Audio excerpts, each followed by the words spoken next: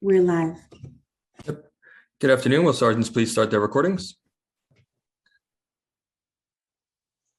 Recording to the PC is up. Thank you. Recording to the cloud, all set. Thank you. And Sergeant Bradley with your opening statement. All right, thank you. Good afternoon and welcome to today's New York City Council hearing on consumer affairs of business licensing. At this time, all panelists, please turn on your videos for verification purposes. To minimize disruption, can you please place electronic devices on vibrate and silent mode? Thank you. Chair Ayala, you may begin. Thank you. Good afternoon, everyone. My name is Diana Ayala, and I am the chair of the Committee on Consumer Affairs and Business Licensing. Today, we'll be voting on an introduction number 2130 by Councilmember Rosenthal in relation to providing notice regarding student loan forgiveness programs to certain employees and applicants for employment. Student loan debt in this country is out of control. Earlier this year, it totaled over 1.7 trillion, and it is the second highest type of consumer debt after housing. Student debt has continued to increase annually, even after the president put loan repayment on hold due to COVID-19. There are about 43 million student loan debtors across the country, which is about 13% of the adult population. In 2019, the average student loan debt for a bachelor's degree was $29,000, while graduate students had an average debt of $71,000. Graduating from school and being saddled with this amount of debt impedes the ability of our graduates to achieve financial stability. In New York City, student debt also does not affect all graduates equally. Joint research from the Department of Consumer and Worker Protection and the Federal Reserve of New York City found that borrowers in low-income communities experience the highest loan distress. According to their report, borrowers in my borough, the Bronx, and also in Brooklyn experience the highest rates of loan defaults. Some student loan borrowers will pursue loan forgiveness programs to offset their huge financial burden, but these programs can be complicated. For example, data has shown that for the Public Service Loan Forgiveness Program, where federal student loans can be forgiven after 120 payments, which is usually around 10 years of public service, 98% of the applicants had their forgiveness applications denied. Intro 2130 would help alleviate some of this confusion by requiring DCWP to develop a notice for employees and job applicants regarding the availability of federal and student loan forgiveness programs. City agencies would be required to provide this notice to their employees and job applicants, and it would also be available for private sector employees to use if they wish to. As chair of this committee, it has been my duty to protect the consumers of this city. Insurmountable student debt has impeded New Yorkers from ever achieving financial stability and is a consumer protection issue. And I am proud that we are taking this action today to ensure that New Yorkers are educated and aware of available programs to help alleviate this burden. I urge my colleagues to vote aye on this important bill, which will enhance the financial stability and wellness of the residents in this city. I would like to turn it over to Councilmember Rosenthal to make a statement on her bill. Thank you so much, Chair Ayala. I appreciate your introduction, your support of this bill, holding the hearing and passing this legislation. My pronouns are she and her. You know, a few years ago, a staff member in my office who owed over $40,000 in student loans figured out that she qualified for public service loan forgiveness, although she had never been made aware of this fact by her employer, the City of New York. This staffer worked in government for some time before she began the application process to enter the federal loan forgiveness program.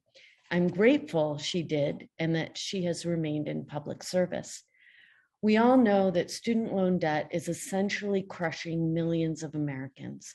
The debt that so many Americans, New Yorkers included, are carrying fundamentally prohibits them from building long-term careers in public service because their salaries simply cannot sustain the loan payments. In order to recruit and keep our best and brightest, the least we can do is make them aware of the financial relief available to them. My legislation we are voting on today, Intro 2130, will ensure that all city employees are automatically informed if they're eligible for public student for public service loan forgiveness, either a federal or a state program.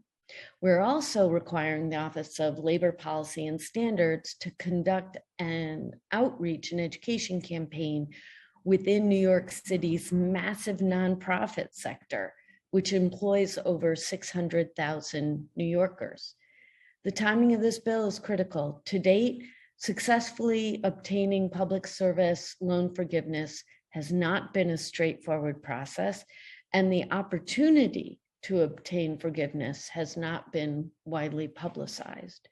The Biden administration is taking steps now to make the federal public service loan forgiveness program more accessible so that a much larger number of public sector and nonprofit workers can qualify for debt relief. The changes underway could assist roughly 550,000 borrowers in New York City.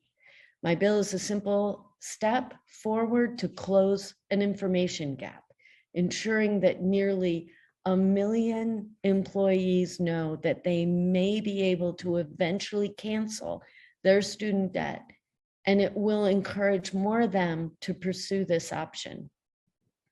I want to also send a clear message that supports the growing movement across our country to cancel a large portion of student debt entirely.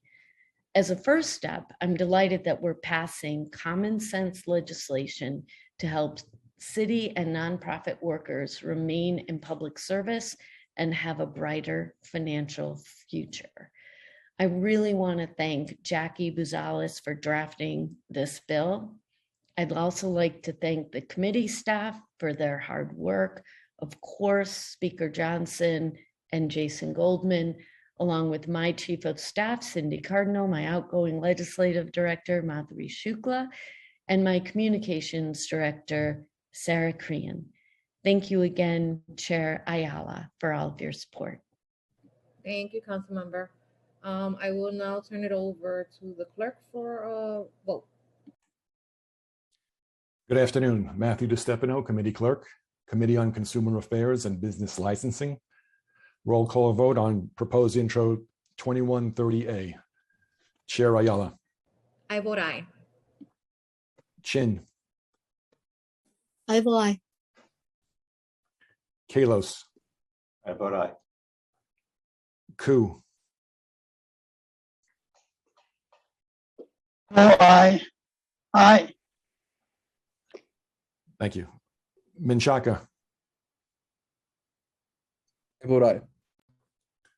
Brandon. Aye. Yeager. Aye.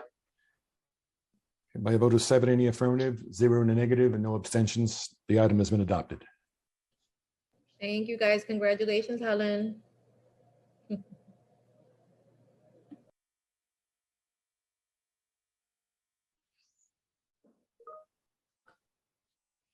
Chair, I believe we can close. This hearing is now closed, sorry. Thank you.